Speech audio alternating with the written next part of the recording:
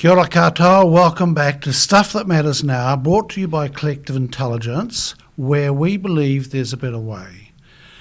Today, I am interviewing Manda Johnson, who has been a wonderful facilitator of ours for about 13 years, has just retired as being one of our facilitators in a role of elder for Collective Intelligence, and is a lifetime member of ours. We will be talking today about intergenerational trauma, amongst other things. But that is the main focus I'm hoping to dig into today. So I hope it's not triggering for people, but it's a fascinating subject around looking at where you've come from, your ancestors, and the impact it has on your DNA and how we operate. So I'm really interested to learn more about this subject. It's something that Manda introduced me to a few years ago, and I think it is an incredibly important subject for us to learn more about. Sit back and enjoy. Thank you.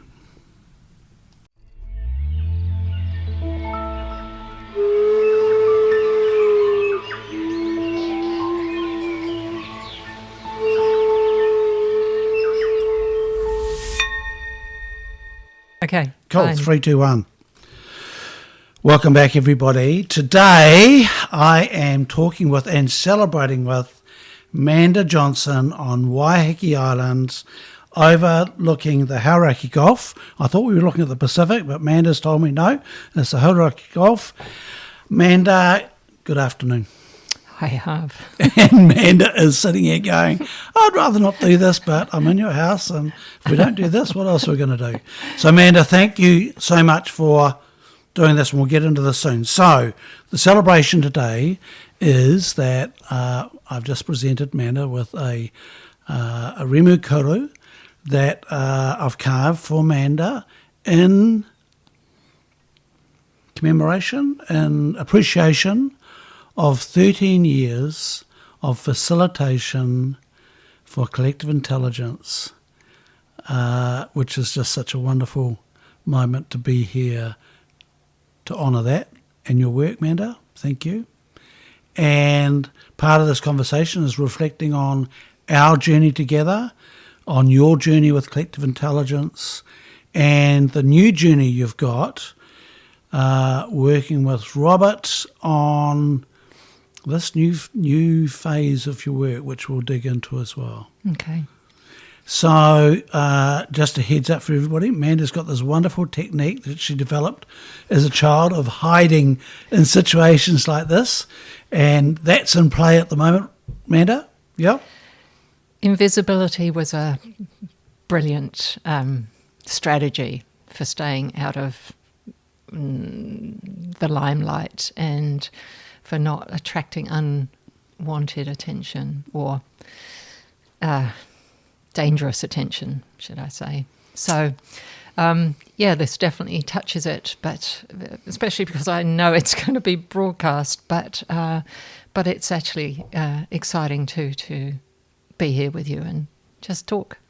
Yeah. And that's what we'll do, just talk. Amanda, you'll get used to it soon, and and you know what? This is really important too, Manda, because one, the honouring of your work, but also I'm really keen to talk about, what you're working on now and in the future. Yeah. Manda, how would you describe yourself? How would you describe your work? I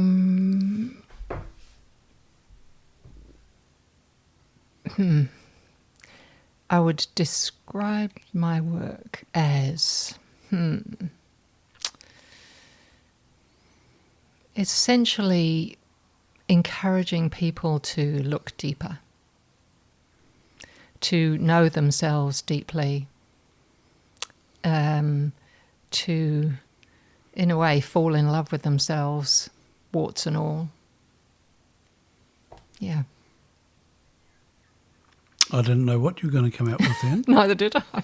That was very cool. That was very cool. And so we're going to get to that soon. Let's go back to when you and I first met in Wellington at a facilitating training Yep. at Jane O'Shea's home in Wellington. And I'd never met you before. And tell me what that was like for you. Well, I really enjoyed meeting you and, in a way, sparring with you. We had some really good stories to exchange.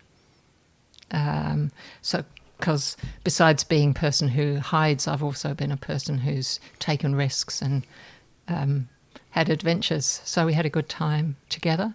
And in the course of the days, well, of course, we felt the Christchurch earthquake. Mm. It was part of what went on. But in the course of the days, I'd come in wanting to bring, you could say, embodiment into business. I'd been living on the fringe of life, you could say, in Golden Bay for many years, and I had really come to the conclusion that it was all very well for me to stay in Golden Bay and kind of navel gaze with all the things that I'd learned, but actually I had a very strong impulse to offer what I could and contribute and give back to people who have influence, particularly. Yeah. And conversations with Jane brought me to that facilitation training, and then while I was there, I completely realised that I didn't have the language, and that facilitating for collective intelligence would let me use the facilitation skills I had and actually really learn how to both present what I knew, but in a frame and with language that could hold meaning and value. Yeah, that would be effective, basically. So I had lots of learning to do, but had also had things to offer. And you remember my reaction? I do. Not looking like that, you won't. Well, let's just give some context here. Manda and I have come from vastly different backgrounds, vastly different journeys. We're a similar age, and I just looked across the room at what I would call maybe a hippie or somebody who'd lived this alternate lifestyle. And when you voiced your opinion 2/3 through the course we were doing together that I want to come and work with you at Collective Intelligence as a facilitator, I thought, well, there's no fucking way that's going to happen.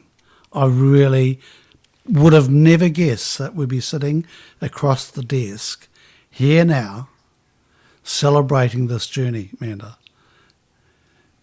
But you were so determined. It was fascinating. What made you so determined? What was it?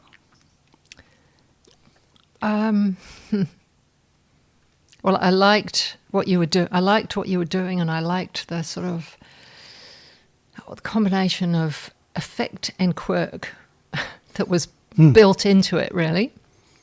And I knew I had things to offer, even if I didn't look like the right package. And it wasn't.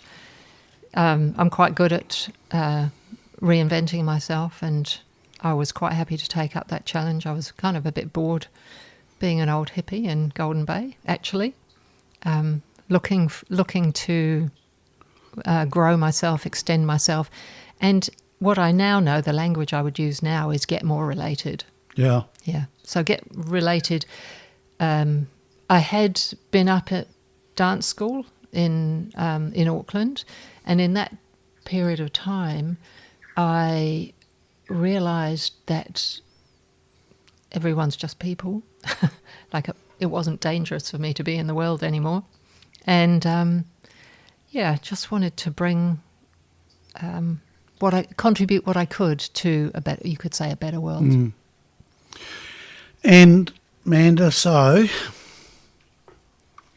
we started on the journey. We started in Hunterville, I think. Yep. We started in Hunterville, On the farm. on a farm. I had a donut for lunch You on the had- way there, like a chocolate donut or something like that. And you didn't kill you. And it was, I was going to say baptism by fire, but it wasn't really. It was because the thing is, you just took it all in your stride, and people were intrigued by you and were really keen for you to be involved. So that was my right from that first meeting. What was it like for you? I just loved being out on the farm. It was great. I had a great conversation with the host about his use of agrochemicals, Yeah. you could say. Yep. Not agrochemicals, agri-sea chemicals. Yep. And he was talking about how he has to keep that quiet. Yeah.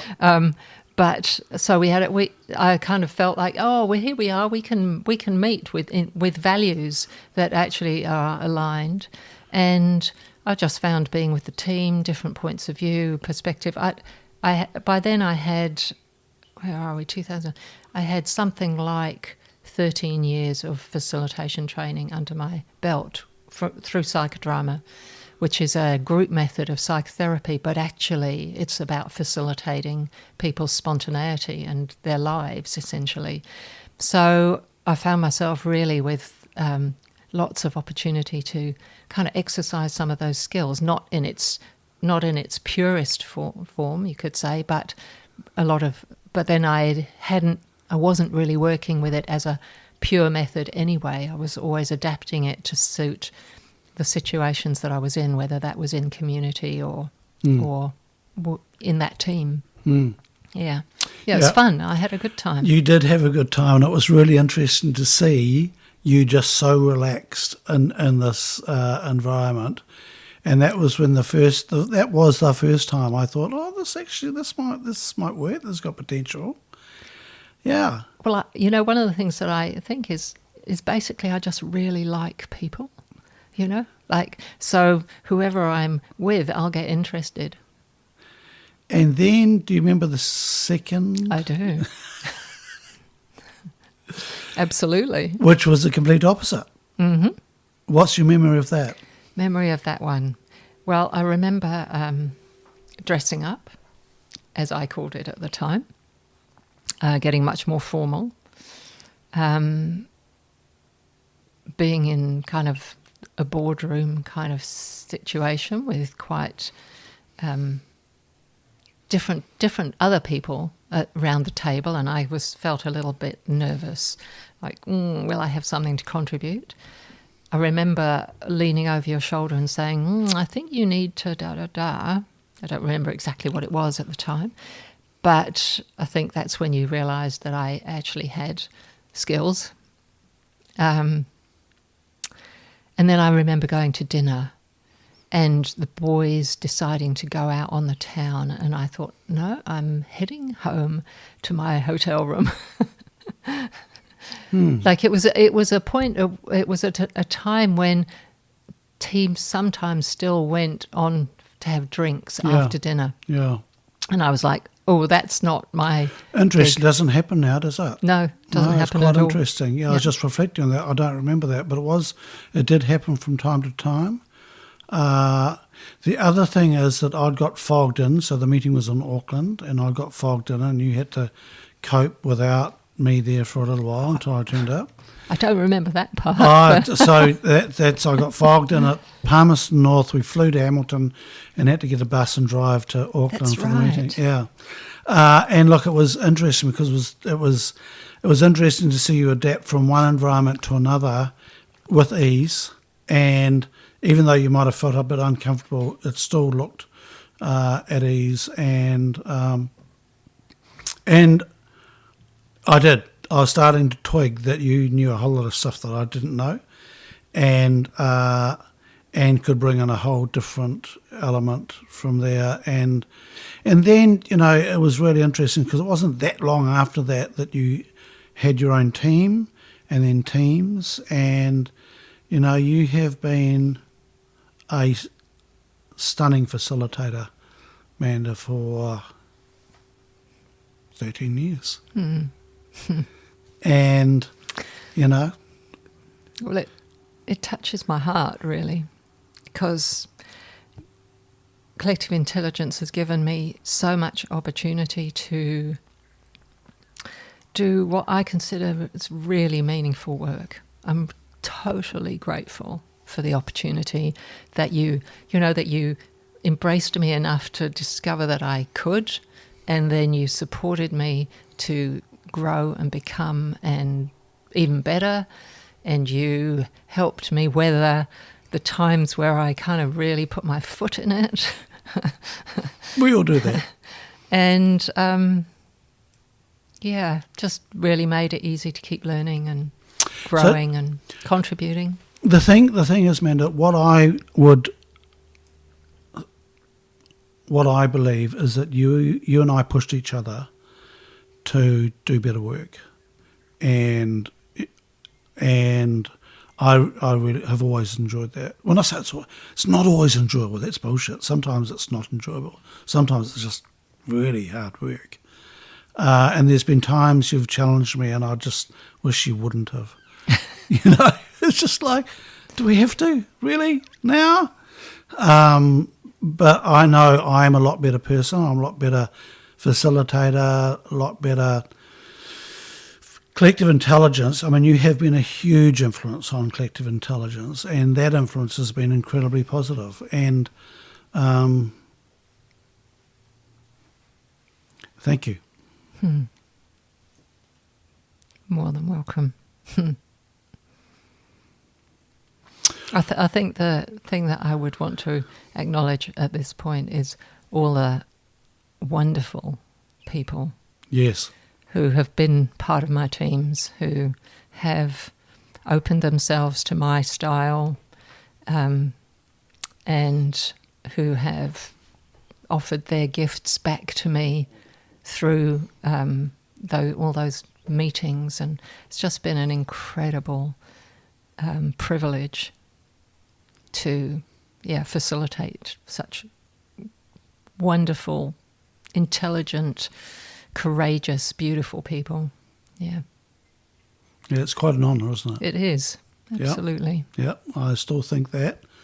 Every time I facilitate, I still think this is an honour to do this, and for people to let you into their lives. Yep. And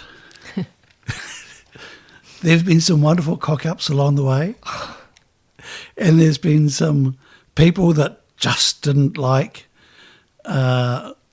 being moved, and that's just people, isn't it?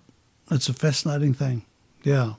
And you facilitated my team for a long time. You came in after Sue Johnston, so I had Sue, and then you came in, and we've now got Lisa, and that was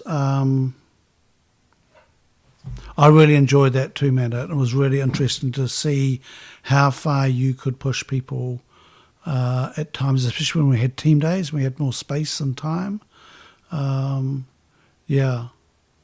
It's been wicked. And just for people listening, Manda is now is a lifetime member of Collective Intelligence, which really I think is so fitting, and is still there. And we're going to get onto this work soon, but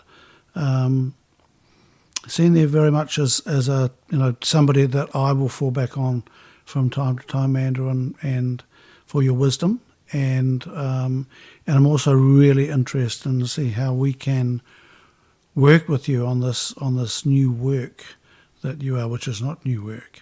Yeah. Before we get there, were there so many key moments that really stayed with you through this time? Well, there's kind of both sides, and it's kind of almost easier to remember the kind of the total disasters, the ones that make you kind of go, oh no, oh my God. Seriously not. However, when I focus on the other side, then I can honestly say that most meetings delivered a combination of joy and nourishment, and a combination of joy, nourishment, encouragement, and delight. I can't even quite get the right words, but the facilitating the process, and teams quite often coming to a place, this is particularly in host meetings, where it's like, how do we offer anything back? Or it might be, or what do we do with this? Yes, what do we do with this? Or it might be, how do we do this? And the process of just encouraging teams to stay with it, to stay open, to not form any fixed opinion, and then the process itself just kind of falling open and revealing what's essential to be known by the host. And in that experience, the team really cohering in a beautiful way, yep. So that you could say the aroha in the room is elevated, and everybody, including this sort of lump of that might have been thought to be undigestible, has been delivered in a way with such heart that the host can go, thank you so much. And that's an incredibly moving process for me, and that's, I would say, the highlight. Every time. And it's not without, in some level, grief that I have stopped facilitating at this point in time. And it became a kind of in a way, a non-negotiable, because I had such intense family needs in these last, it's largely been a year, but it's been a bit before that, but very intensive in the last year with my grandson's kidney transplant, and then my eldest daughter's new baby, and just really being it's a bit like initiated in a new way into my grandmother role, and it's been and it needed time and space. Manda, I'm going to pick out two really memorable times with you facilitating. One was in Wellington. It was near the end of your time. It was in December 2022, and we're in Wellington, and it was the morning after a host day, and we were finishing off with the host, and I won't mention any names, and it was just the most beautiful piece of work where you could see the host embody everything that happened the day before, this young woman. And it was just fascinating to watch the team operate. And I had the delight of sitting there knowing what was happening. I had enough experience to know what was happening in the process that was going on, and just seeing this all just get embodied by the host and encapsulate everything that happened the day before. And it was just the most magic piece of process and facilitation and holding space for that to happen. And so that's the one that stands out the most from our day-to-day work. And the second one was at Golden Bay when we ran the retreat, and it was a 3 or 4 day retreat. And on the second to last day, I think, you had a dance studio in Golden Bay. I did. And there were 2 blokes and how many women? About 8? Yeah, half a dozen or so. Yeah. I think we were 8 in total. And the other chap, he had a respiratory problem. He had a bug. He had a bug, and so he wasn't there. And so picture this. We go into this beautiful dance studio looking out over the ocean, I think it was, or over the bush. It was a lovely, and it had a birch floor, I think, a very springy floor. It was lovely, and I thought, this is wonderful. And then you said we needed to create a dance that individually of how we were feeling, expressing how we were feeling at that moment. Through movement, yes. You tart. And I was sitting there going, what?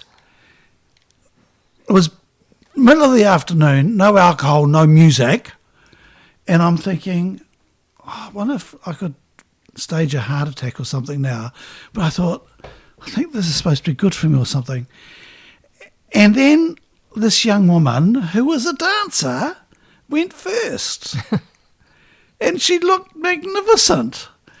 And I'm going, it just got worse for me. And I'm just sitting there, I'm just dying inside. And she finished, and I thought, if I don't go second, I'm not going to do it. And then then this young woman did the dance, and we had to portray her dance back to her. So we had to do that as well. Am I getting the story right? Yep. And then, so I jumped in. I thought, I've got to go now because I'm just dying. I've got to do this.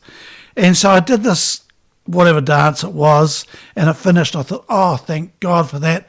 And then, of course, I forgot it. They danced it back at me. And I went, oh, stop that. Stop it.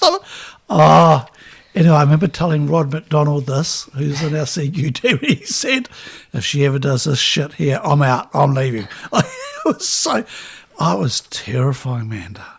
Oh. Well, do you remember what happened later that day? Oh. And maybe this is your terror making sure you didn't have to meet it again, because you dislocated your finger and we had to go to Nelson Hospital. We did. That was the day before. Was it? That was the day before. Okay. Yeah. Oh, so I didn't have to dislocate my finger. No, that was the day before. Okay. That was a long day. That was a very long day. That was a long day. That was a long day. I'm pretty... Yeah. There you go. I danced That's with my finger. It was dislocated. Yeah. One It was of our back in by then. adventures. Oh, 8 hours to get it back in. Yeah, don't want to talk about that.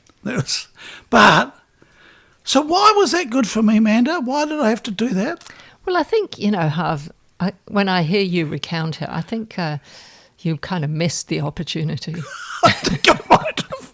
Tara does that sometimes. What was the opportunity? To begin to appreciate that your body, your moving body, has things to say. Yeah, no, missed it. Totally missed it. Yeah, no, I was in making you wrong, and all that other stuff. Okay, well, next time somebody tricks me into doing something like that, I'll try and look for the lesson. Yeah. Look for the opportunity. Opportunity. But apart from that, it was a lot of fun. And so then the third thing was being invited to your host day as a guest up in Auckland here. And you introduced me to a whole new world that day. Do you remember that? I do. What was that? Tell us about that. And where it's come from. In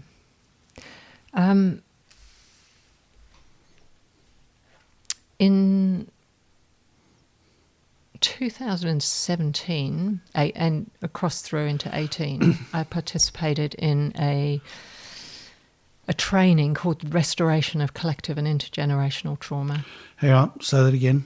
Restoration of Collective and Intergenerational Trauma. Okay. Whereabouts? It was in Israel, and it had another 8 online trainings and then a second week in Israel at the end of it in 2018. And at the time I was collaborating with another trainee, and we just, in a way, I decided that I wanted to explore how to bring the essence of that work, possibly into collective intelligence.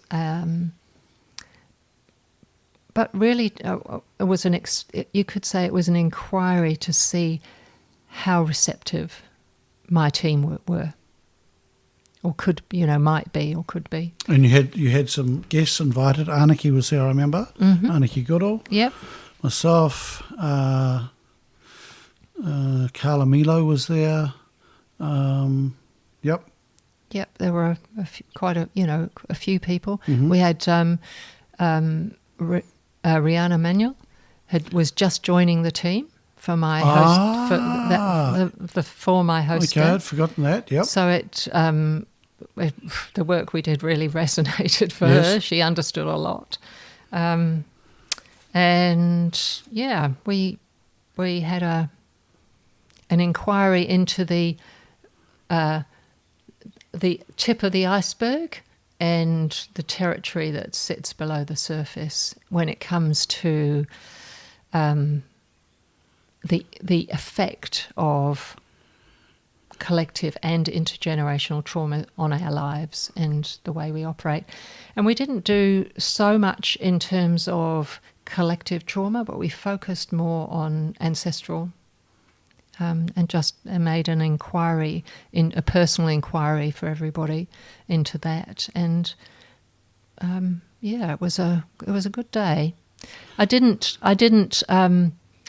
in a way, there was a lot more for me to learn, to feel confident, or in a way know how to really bring that work forward. Yeah. And Manda, that was the first time I had heard that term before, intergenerational trauma. And it was a bit of a stretch for me that day. It was a surprise, and I had my doubts. Yep. So I had all that going on there. And so just explain, because the thing is, you were talking about to break it down, that trauma that's happened in the past gets carried forward in the DNA. Is that right? Well, initially it gets it's an epigenetic messenger, but it actually then becomes. It appears that it becomes part of the DNA over generations.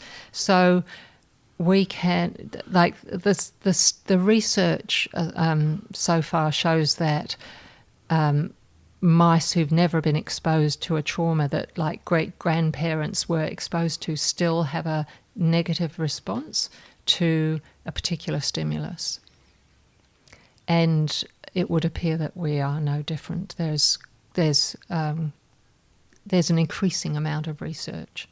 And actually what's very exciting is the work around polyvagal theory.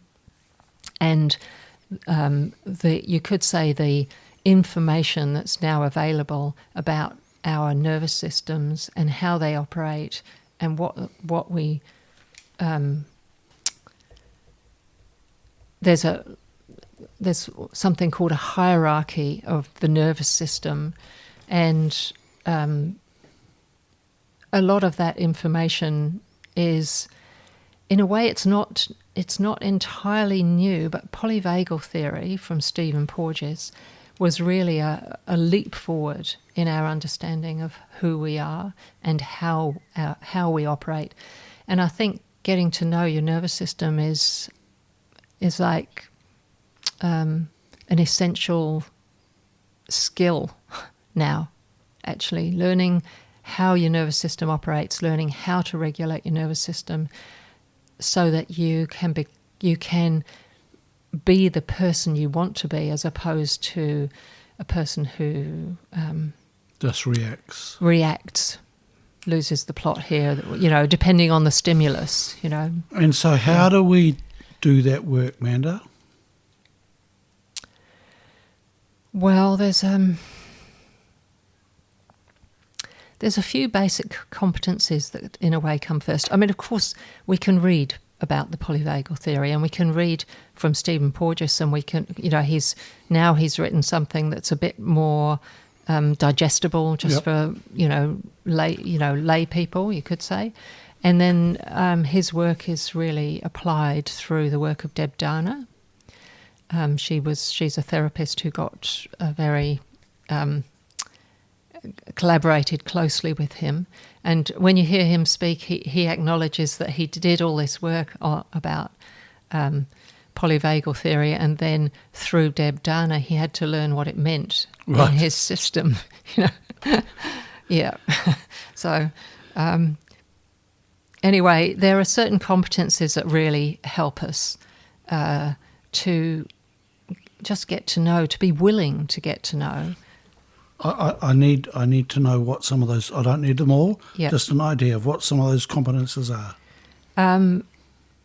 The ability to notice what happens in your own body.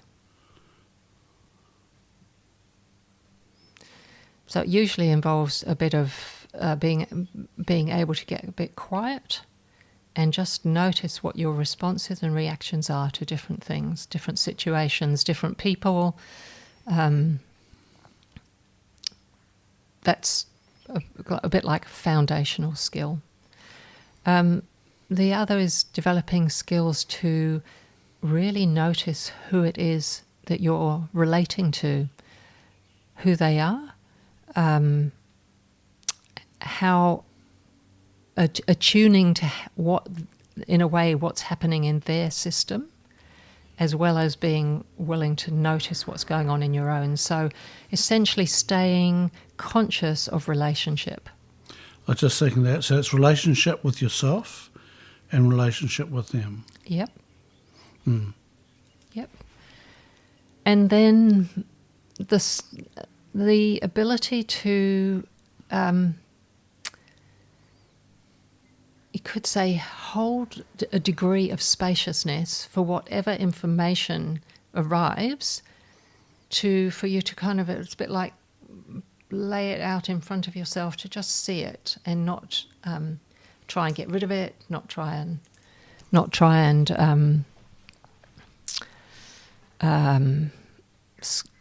usually it's try and get rid of it, get away from it, try and make either people, things go away. Laugh it off. Yep, whatever it is. Laugh it, I did that for years. Laugh it off. Uncomfortable, laugh it off. Yep. Deflect. Yep. So there's lots of information that is really useful by staying. It's a bit like staying related to yourself, staying related to other people. After that session in Auckland, I was intrigued, but I needed to cross-reference it. So I went and talked to Amy Charteris, one of our members, who's a geneticist in sheep, of all things, predominantly. And so I talked to her about this, and she said, Harv, that's absolutely right. She said, as a geneticist, we can see the impact that a drought will have on a young female sheep, which is called a ewe lamb or a ewe hogget in the autumn, and we can see the impact it has on the offspring and can see the impact it has on the rest of, on the production of that animal for the rest of her life by being malnourished in that point. And she said that's the type of stress, and we can measure that. And she said, absolutely you can. And that's when I went, okay, I am totally missing something here. So I came through that day thinking, oh yes, it's just another hippie type thing. And it's funny, I needed that to hear that. And it was a bit of a slap going, okay, all right, it's the thing. And, it's talked a lot more about it a lot more now, but, and this is where you are looking to put more of your time? Well, the thing that I'm focused towards at the moment is a practice called witnessing. Mm-hmm. That's about... So Robert and I have having like a small Should we fledgling. talk about Robert? Should we talk about Robert first, just to get Okay. some context? Okay, tell us about Robert. I met Robert at that first training. Well, that's a good place to meet, isn't it? It was a great place to meet. It was a great place to meet, actually. Both of us clearly deep divers. Right. Yeah. And some years later, well, we used to meet on a regular basis as part of the work from the training. So this is in Israel. Where's Robert from? He's from Manhattan, from New York. New York? Yeah. Okay. And so we used to meet online and you could say be in process about the work that what we were studying. Yep. And what was happening in us in response to the work that we were studying and what we got to know and all of, a lot of quite deep and personal things really.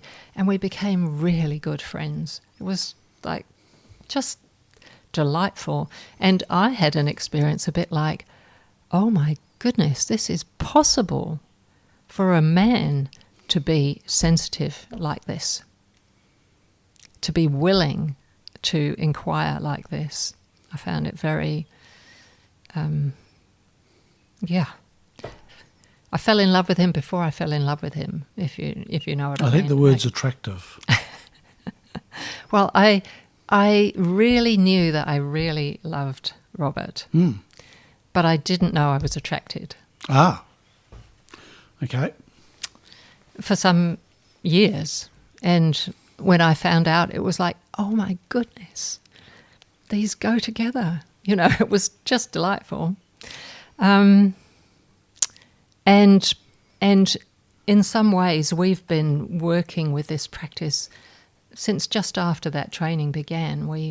So the process of global social witnessing, initially named by my teacher, you could say, Thomas Hubel. And we have been, you could say, practicing and facilitating and then teaching.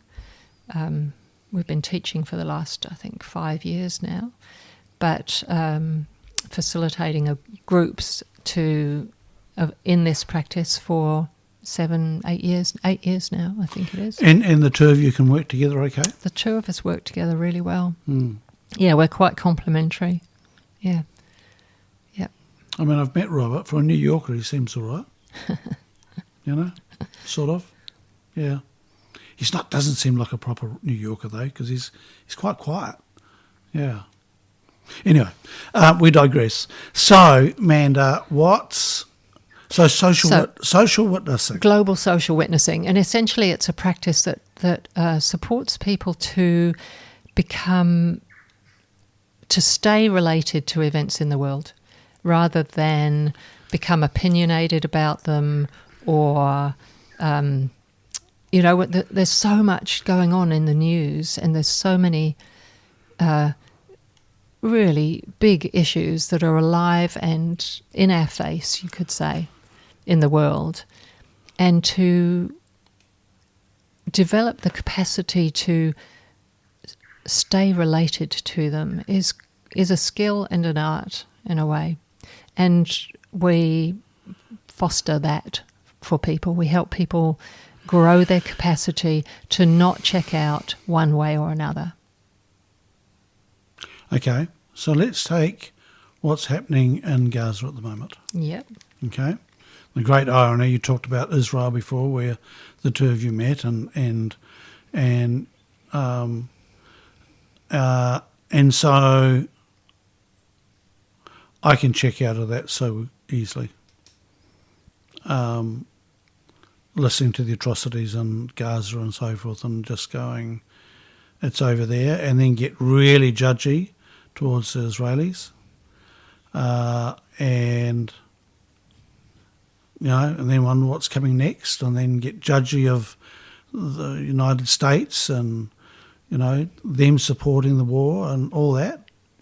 So how do I develop the ability not to do that?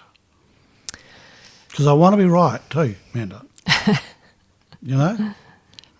Well, I'm going to talk about Donald Trump because I have a very kind of immediate experience.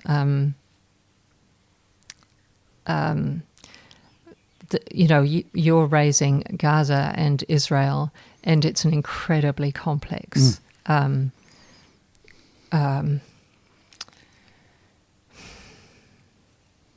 kind of series of events that are the consequence of many series of events that have been continuing over many generations, many generations, and there's deep wounds right the way through the system, if you think of the system as all of it. The Palestinians, Hamas, the Israelis, the Jews, Hezbollah. Yeah. So war is never going to resolve anything in that region. There's too many. There's just too many wounds. But when we witness, you can grow a relatedness to all of it as you build capacity, and in that way you can become less part of. You stop being enrolled, really, as part of the separation and the division and the fragmentation that happens with trauma. You can stop being part of that fragmentation personally. But it's not without work, and it's not for everybody. The work to become willing to understand what it touches in you, and to meet that in order to grow capacity to not polarize in the face of these series of awful events. But I'm going to talk about Donald Trump because I have a very personal... Well, this is a first for the podcast, you know. Yeah. I think this is just about number 100. I don't think he's come up so far. So, in my view, Donald Trump is an incredible protagonist for many people, and talk about polarizing, incredibly polarizing. So, we have had recently, and it's not for the first time, but recently we've had a series of witnessings. We witnessed. Oh gosh, I can't remember that. Just lost my mind for a moment, the first one. But anyway, we've had a series of witnessings, and in amongst there was one that was the assassination, the attempt. And personally, my response was like, I wish they hadn't missed. Now, along with about 4 billion other people. Yes. Not everybody, though. However, it's not my heart that he would be killed like that. So I have, this conflicting responses, which is I wouldn't want that to happen, and I really wanted to see it happen. And I had to reflect about, so what is that in me that longs for him to be?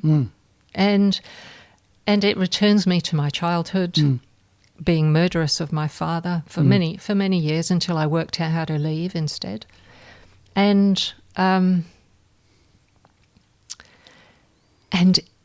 in amongst the process of witnessing, I realized, so part of my inner response was a kind of an inner static in my blocking my ears, just in my nervous system, and I realised that that's been a defence for me. So I'll keep Donald over there, and I'll keep anyone who's like him out of my sensing. I didn't even realise that was part of my strategy. I have known that I can miss the first communication, but this is like a whole nother layer and level of sensing in myself. And then I just had an image, and it was like, oh, this is like I've got a crust around my earth. And then I saw it cracking, and it was like, first of all, it came up as like a bit like a little perfume, and it was underneath my crust, which I've kept myself protected with. Underneath was my longing for love. I just want Donald to love me. I wanted my dad to love me. And as soon as I realised that I've been keeping that out of my world, it changed everything for me both about Donald. Right. Like he's still a dick. Yeah. In my, he's In the words of Brené Brown, he's doing the best he can. He's wildly. He's almost on some level insane. He's hugely wounded. It's really clear, and he's actually playing an incredible role in the world to wake people up to themselves. Yeah. I feel actually through the whole process, I feel like a changed person. I don't need to polarize him out of my life anymore. And I'm grateful that there's a bit of a shift in the possibilities in the US. And Manda, you've made that sound quite easy to do, right? And you've done, decades of work on yourself. I have. And you've got the practices. So well done you. But it does take a huge amount of effort. Here's a question I've got for you, and I'll come back to Donald soon, because I had a totally different response to that. What drives you to keep developing?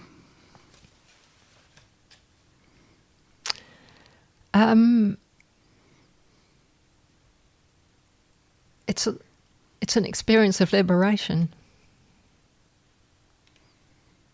I just feel increasingly liberated from my family of origins, patterning and wounds that I've carried and have shaped my life. I feel increasingly liberated from smalling myself. I experience an extraordinary level of love. I've been gifted these very intense months with my grandchildren, and that has let me have an experience of a huge cavernous heart in my insides, whereas some years ago I had the image of a heart that's a bit like a clenched fist that was kind of dripping black tar. It was so hurt. It's the liberation. Lovely answer. We're just having a wee moment here, ladies and gentlemen. Oh, what a great answer. What a great answer. Thank you for that. I'm just going to talk to the audience. Harv said he usually prepares people for their conversations with him. I can edit this out if I want. But he didn't with me. So here we are. Well, Manda, we're going okay. Yeah. And look, the thing is, Manda, with our relationship that we have, I thought we'll just sit down and have this, finally, have this intimate conversation. Yeah? Yeah, that's nice. It's lovely. Thank you. Maybe we won't put this up. Maybe we'll just keep it. Going back to the Donald. Yeah. Sorry for ruining the moment, but so I was so pleased he didn't get shot because I thought, oh fuck, it would be, you can't put it back. Yeah. And it's not the answer. I had that response too, in fact. It's not the answer. It is not the answer. We have got to find a way to grow through this thing. Donald is not the problem. Yep. He's a messenger or something. And so we've got to take notice of that message and deal with it, because I don't know how many Americans voted for him, 60 million or whatever. It's a lot. They're not all stupid, and there is a reason, and I think we need to get really interested in that reason. And he's not the worst politician the world's ever had, and there'll be worse. But look, I think the guy's a complete dick. I also felt sorry for him, because I look at this guy who's just desperately wanting to be seen or liked or whatever, and all that sort of stuff. But anyway, that's my opinion. But I was delighted he wasn't shot, because I thought, it would just, yeah. And then I thought the bugger handled it so well. He had his ear clipped. Most people would be terrified, but he gets up and waves his fist around and goes, I thought, grabs the moment. It grabs the moment. Absolutely. It's a great. And then I also thought, was it a stunt? That went through my head as well. That was this a setup to get votes? That went through my mind in a few hours as well. Anyway, I am so pleased he hasn't, and yes, me too. And we find another way to deal with it. Yeah. Manda, this, one of my frustrations with working with you has been, I'm only going to talk about one of them, has been the language sometimes. Yep. And it just, what's she fucking talking about now? Like the social witnessing and yes. stuff, right? And I'm going, just let's talk about Bruce or something, It's a, and I've grown with it, and you've been really good for me from that. But it's like you're always on this new frontier. What's to say? Does it get frustrating sometimes?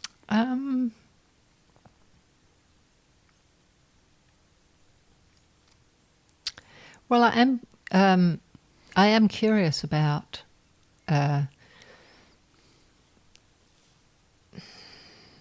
bringing.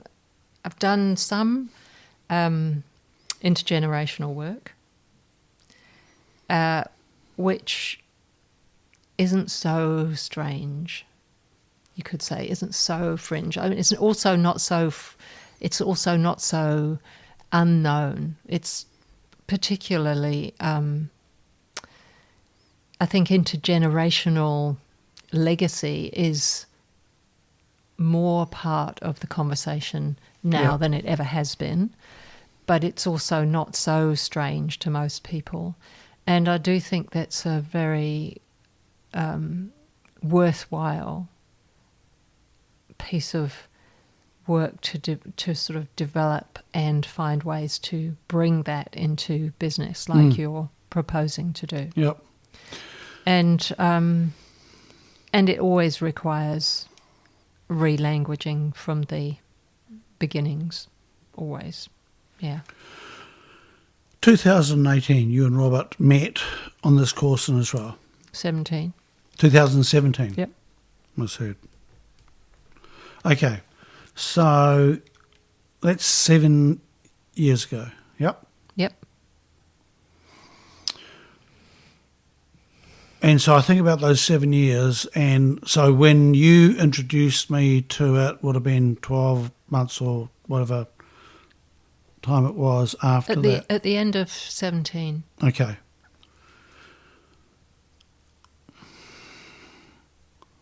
And people are becoming more and more aware of this now, that it's a thing, that it exists. Yep. Yeah, definitely.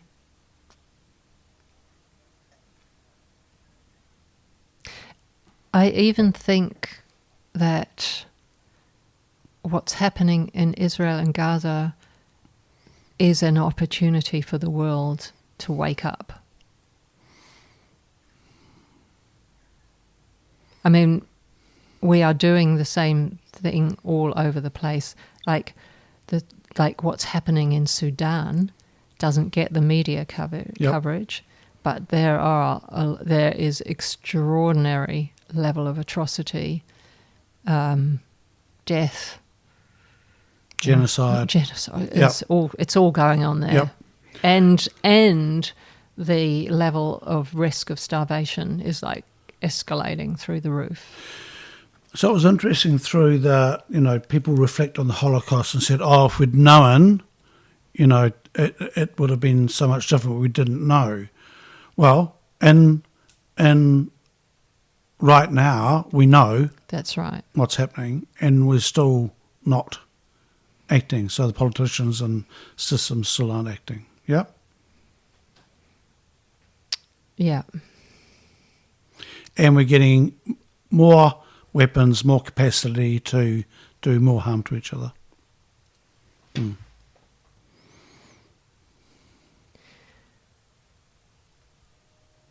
I can't help thinking about Albert's quote, which is that you cannot solve a problem with the thinking that created it. Which was from Einstein. Yep. And that's where it seems so small, but growing the capacity to know what happens inside yourself is a radical act. Mm. Mm. And the more people who let themselves really feel, the less chance that what's happening in the world, the kind of events that are right in our face all the time, the less chance those things will have to happen.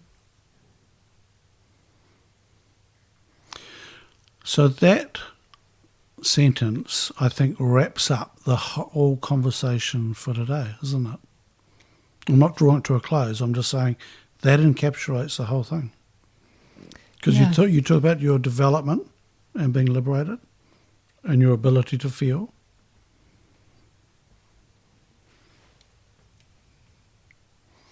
We talk a lot about it at Collective Intelligence, of being conscious as the first part of growth, of that. And that was in response to Rihanna Manuel, who you talked about before, who challenged me maybe 5 years ago on how does Collective Intelligence honour the treaty as a private organisation. And I said, well, I don't know how. And she said, well, if anybody can, any company can work it out, you guys can. And that sent us on a journey, and I caught up with Che Wilson the next day in Hamilton and talked to him about it, and he said, oh, I don't know, I'll channel the ancestors. So sitting in this cafe in Hamilton, and Che's channeling his ancestors, and he goes, no, nothing there. And he said, we'll have a hui. And so we went to Wellington, and it was the most extraordinary process to go through, and to feel the anger from Māori there around the treaty not being honoured.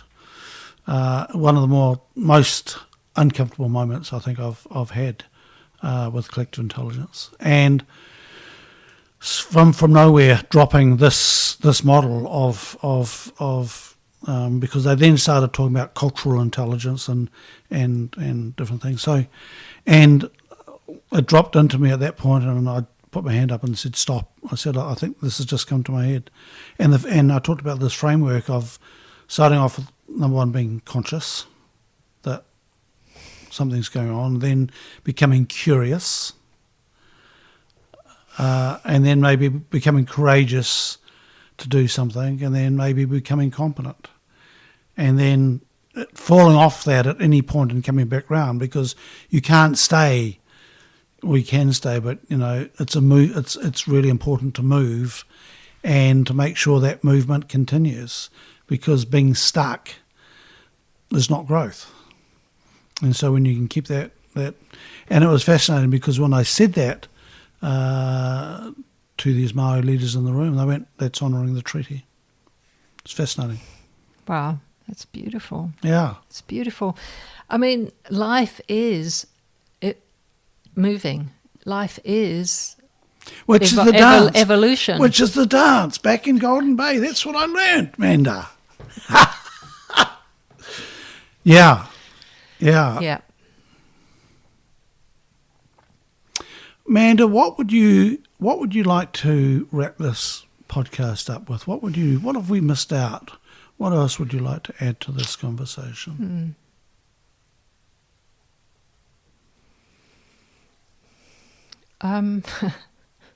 Interesting. To do any of this work, you have to be resourced. And the resourcing comes from, in how I understand it, it comes from feeling your connection to nature, to yourself, to other people. So having good circles of support, lots and lots of them, of all sorts of different levels, and appreciating beauty. I think there's all sorts of ways that people resource themselves. For some people, it's music, and some people it's diving into the ocean. But essentially, I think it kind of can sit under an umbrella of nurture and beauty, and remembering to keep feeding ourselves enough of that so that we can become willing to bear the uncomfortable, the painful, feel the grief. I think the only thing I haven't mentioned actually is I've been writing poetry. Oh. And have you got a poem for us? Well, I just we could pause it while you find a poem.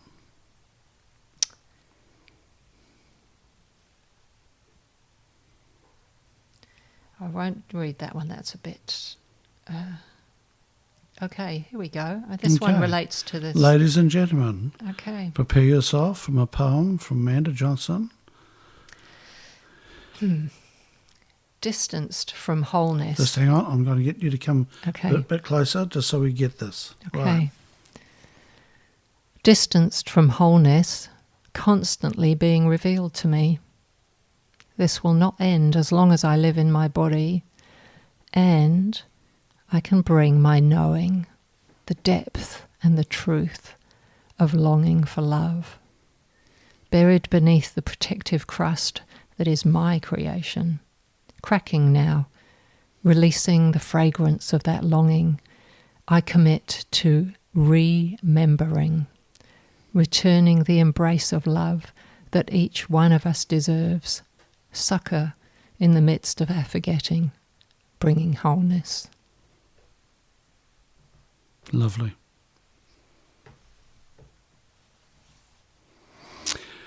Manda Johnson, thank you so much for coming into my life, whether I liked it or not, for the wonderful work you've done with so many members of Collective Intelligence. On their behalf, thank you. On being a wonderful facilitator to work with professionally. I've really enjoyed that. Thank you for the impact you've had on me. And I look forward to working with you again in the future, Manda. And I think this work you're doing is, I know it's really important, and I am looking forward to seeing how we might integrate that on the work we're doing now, working with companies, and how we can integrate that into the mainstream, and so it becomes more accessible. Thank you for this conversation, Harv. I've really enjoyed it. And I look forward to our continuing collaborations. Go well, let's do that.